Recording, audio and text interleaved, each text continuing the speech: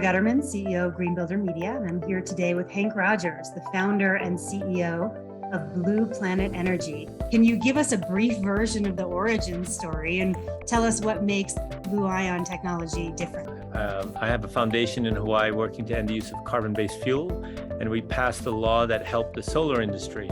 And the utility said, no, we can't handle that much variable power on the grid. And so they stopped doing grid tie. And so I said, how are we going to pass this point? So I said, well, maybe I just need to get everybody to defect from the grid. So I took my ranch off grid, I took my home in Honolulu off grid, and other people started asking me, can you do that for me? Can you do that for me? And so then we spun off a group, and that became Blue Planet Energy.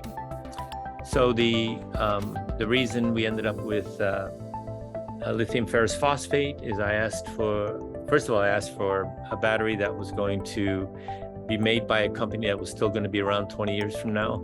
Second thing is a chemistry that I don't mind having at my ranch at the end of life that is non-toxic and, that's not going to hurt the environment.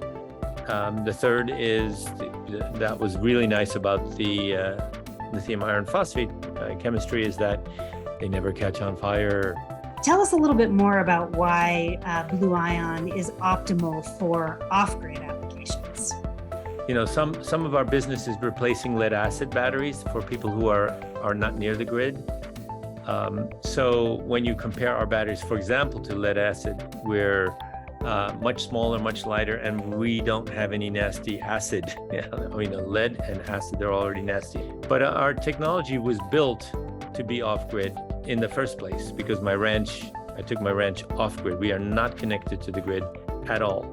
And so the control system, basically we call it grid optional, is that we can connect to the grid and we can have the software updated through an internet connection, but it doesn't have to be that way. And there are other batteries where if you're not connected, your battery's not working. And so, in a power outage, what do you do in a power outage? You're supposed to be completely grid independent.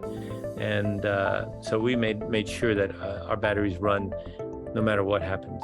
We were so excited to utilize Blue Planet Energy system, the blue ion technology at our off-grid compound, Mariposa Meadows, for Green Builder Media's VISION House Mariposa Meadows, for particularly that reason.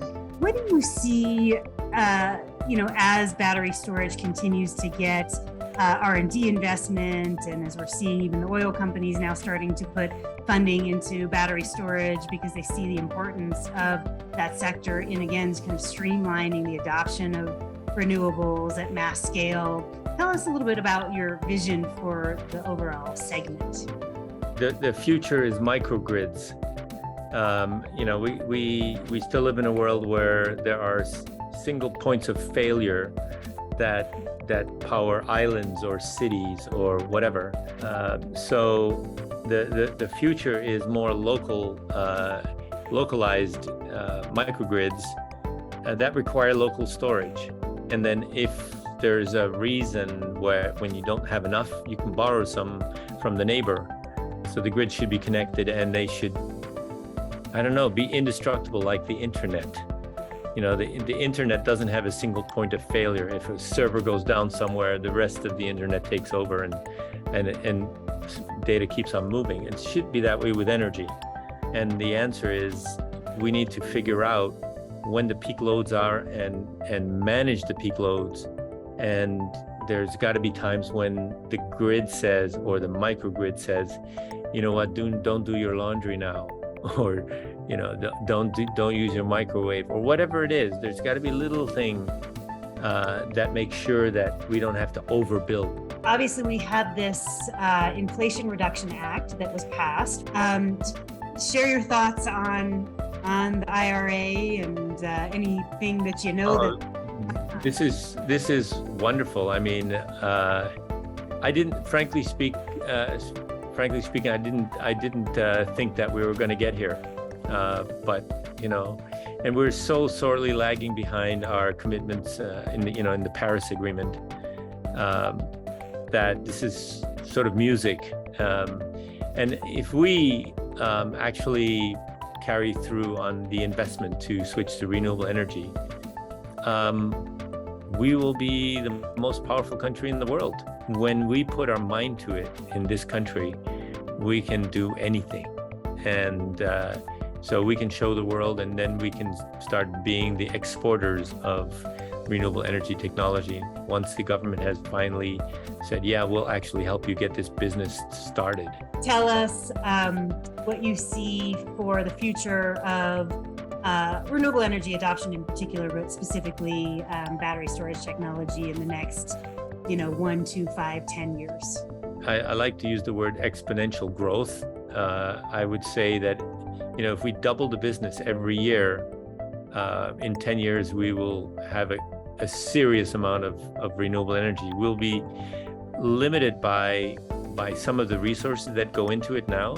I think that new technology will come through. I think lithium iron phosphate will basically become, for the time being, until we discover something better, the standard for stationary stationary storage. Climate change is on a curve, getting worse and worse, but we're on an even steeper curve of coming up with solutions.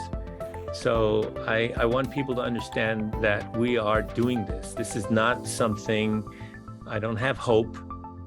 People ask me, do I have hope? I said, no, I don't have hope. I have determination.